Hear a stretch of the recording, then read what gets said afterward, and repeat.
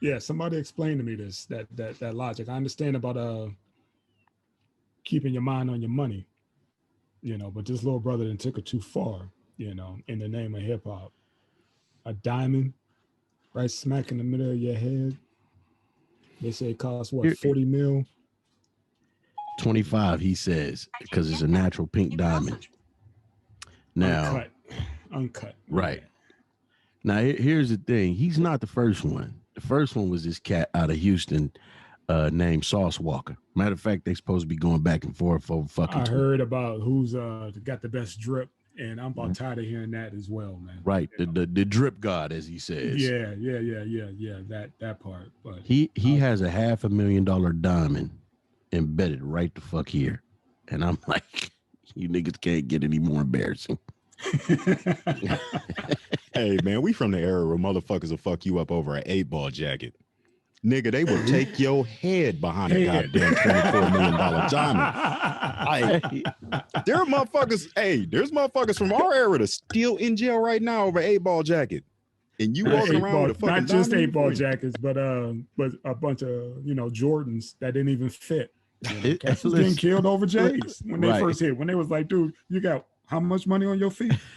Yeah. Let me holler at you real quick. Yeah. Let's step to the side, bro. Here's the thing. Let me see. Can I see the bottom of those? Oh. Hey, do you think that jewel is financed? That's what he said. He's making payments. He's been making payments. He said he finally paid it off. Yeah, he was making payments on that for 2017 or something like that. Right. In the fuck, nigga, you had 3 years to think about this shit? 4 years to think about how bad of a decision this is. Here's the thing. It's still motherfuckers from our era that ain't locked up. That will run across that motherfucker. And the funniest thing is, it was a young lady on Twitter when she saw that shit. She said somebody gonna snatch that shit out of his forehead, just like Thanos did Vision.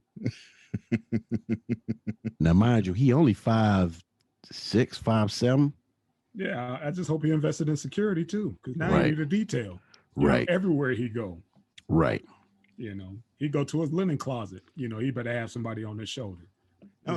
Is that something that he can swap out? I mean, is this something he can put like a costume one in if he's going to like a violent place where he might get robbed? Can he pull that out and just put like a CZ in that bitch or something?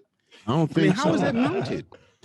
No, there's pictures of it bleeding because his fucking forehead is swole. I think they attached it.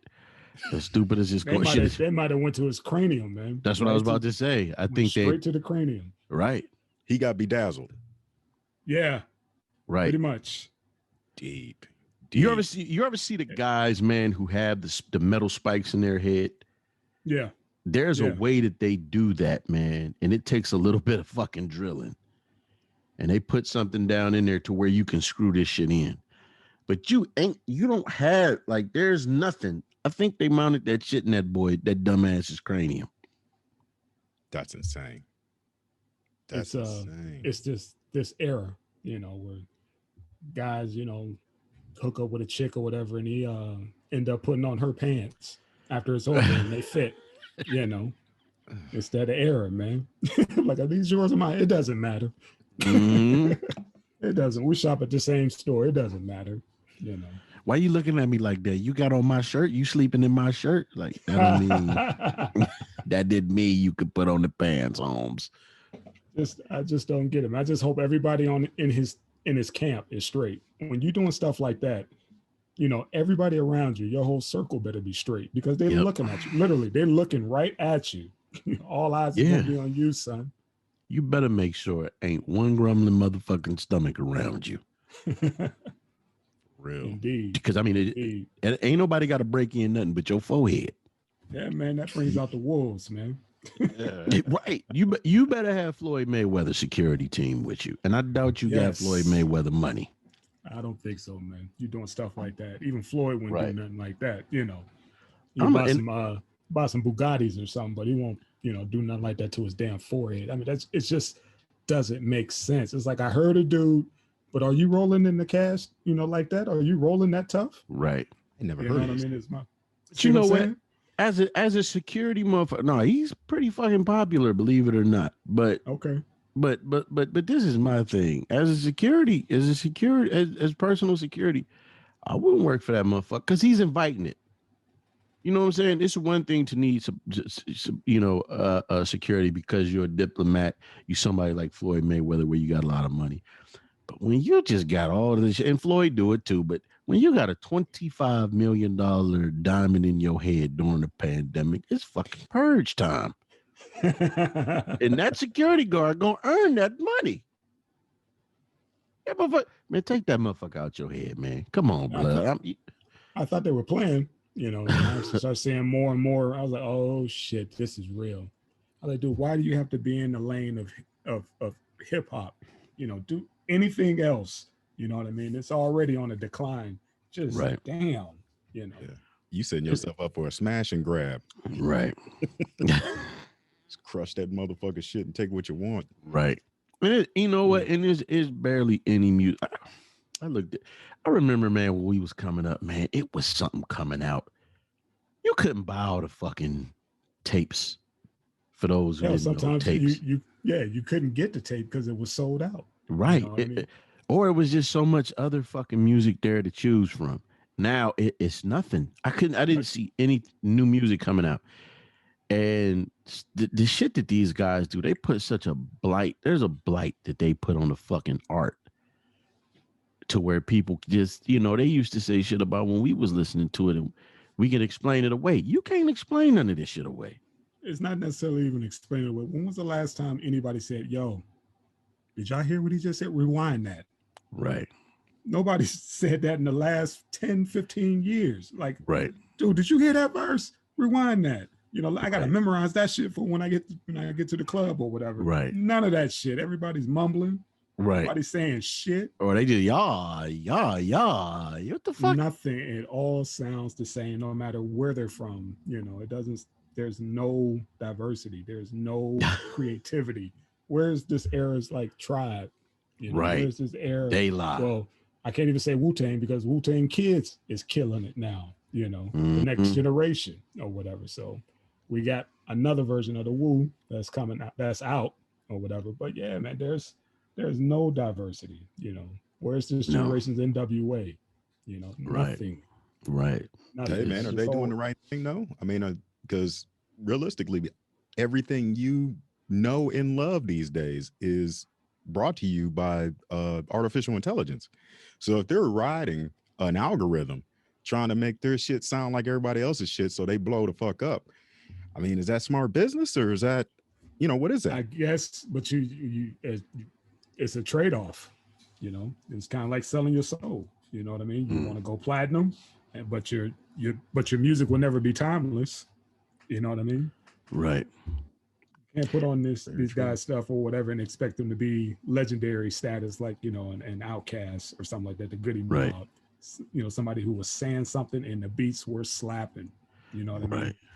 Where's this generation's E40 and Too Short? Right. These cats have been killing it for over 40 years. Right.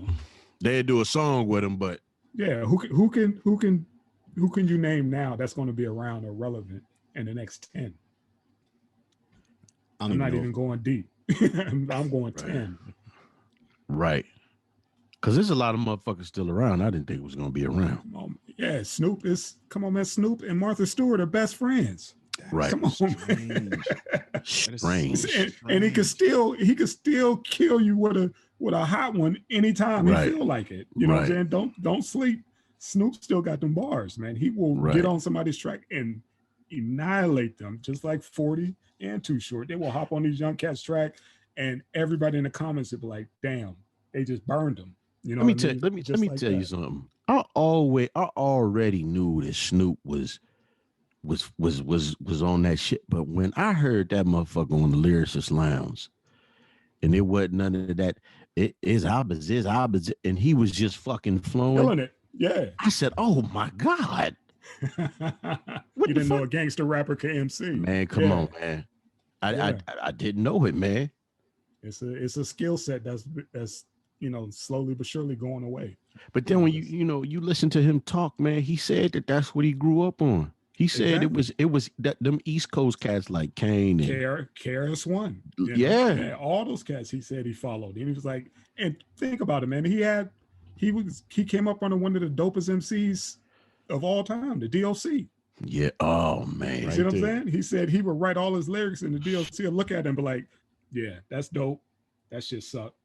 That's fire. Yeah, that sucked. It was like, now go back and do it again. So he's coming up under the dock. Come on, man. And he wrote all that shit, for Drake, So and to this day, when you hear this cat interview, you like, damn, if the DOC's voice never got messed up. Yeah. Yeah. Can you imagine where he would have taken it? Bro, I was listening to, what was it, yesterday morning? I was listening to the formula, the production, the lyrics. Those of y'all don't know who the DOC is, go Google, go listen to that his first album. Classic. No one can do it better. Classic. Hey, you want to see something trippy? Go on YouTube tonight and check out the DOC, some of his later interviews where he's been going to a voice therapist. I've been seeing that. Make himself sound like he did back in the day. Yeah. Okay. He says it's taxing, but it is. He said it's just breathing. Okay. Something about he got to, like Miss Chalet when she sang, he got to pull it from his diaphragm. But like he just said, wears him the fuck out though. Yeah.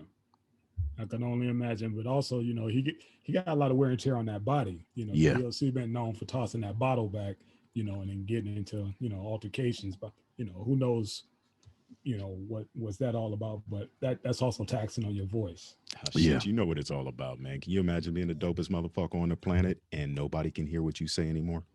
That gotta be a head trip. Yeah. I get it. I just ain't want to put it out there. I know, what I'm saying? That has, like, I'm writing for all the top guys, and those are my words. And they all what I mean? Going platinum. Right. Everybody. Yeah, man. That's right. You looking at that gotta be something. You looking at motherfuckers like, I'm better than you, and you got your voice in your head, but when you talk, it's hey, I'm better than you, motherfucker. That got to sting, man. You got to find some way to channel that. Yeah.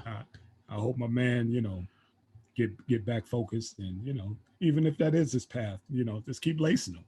Right. Keep lacing them and keep making sure that check clear. There you go. I don't know who had that second album of DOC's, but it was fucking fire, voice or not. I don't give. I was just about to say that album, Helter Skelter, was off the hook. I was just about to fucking say that, man. And you know who gave me that? You know who gave me that shit? Sugar Steve gave that to me. My dad. That motherfucking album went, man. Yeah. It was just one of those things. Everybody was expecting him to follow up that first one, and back then that's when cats were, the DJs ran the show. They let who, they were the gatekeepers. So, but now we got the internet, is anybody could go, at any given time, just go ahead and post that shit up there and see what it do, Since I'm on here with two hip hop historians and we talking hip hop, vintage, old school, the art as my comrade 2020 said. My brothers, what do you think about Salt and Peppa basically trying to write Spinderella out of the history of the group? hey, man, you could try. You could try to do a lot of shit. You know what I mean? You can go outside and try to lift my car, nigga. It's not gonna happen. Because you can't erase her from the books. She was the coldest one. Right. She participated, but I get both sides of it. You know what I mean? It's like we were established. Right. We brought you on. As a replacement. Like they said, she was the second Spinderella. Right. They just needed somebody to fill that slot. But yet when but her presence was felt. When she got on. Or whatever. So it's just one of those, the ladies need to sit down and have a, conversation, because it's a lot of history there. And hopefully they could get back to, get it back right. Right. And it's funny that you said that, Tim, because I was listening to Doggy Diamonds, and he was like, man, shit, on the cool. She was better than them. Maybe that's why they get. Look at the original Spinderella. Maybe that's why they got. Oh man, she was the baby, but they wanted them to be like, they wanted to tell their story on how it all started. And apparently, if you wasn't there when it started, that's what it was. They plugged you in.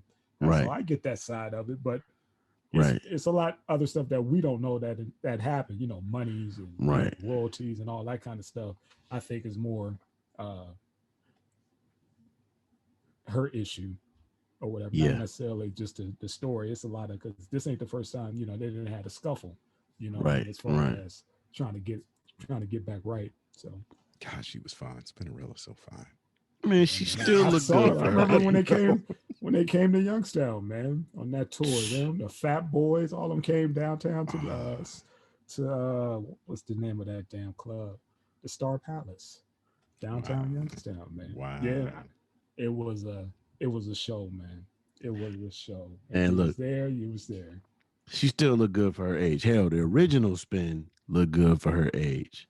And then, that's got some Youngstown ties, because Spin signed Rufus Black. Oh, is that right? Yeah. Yo, icky chicky tachico, coming through about to do the impossible.